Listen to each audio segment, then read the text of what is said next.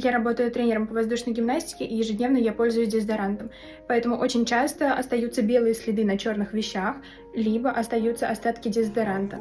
А еще при длительном использовании может быть такое, что дезодорант закупоривает поры в подмышках, и поэтому вы начинаете ощущать неприятный запах. Очень сильно переживала, постоянно мыла гелем для душа, терла мочалкой, и мне ничего не помогало. Я увидела на просторах интернета нашумевшую энзимную пудру от Voice с папаином. Я использую эту пудру не только для лица, но и для подмышек, потому что пудра глубоко очищает поры, но при этом дает очень деликатное очищение. Соответственно, нету ощущения стянутости или раздражения. Если ты сталкивалась с такой же проблемой, как и я, то используй пудру 1-2 раза в неделю. Артикул я, конечно, оставлю в описании.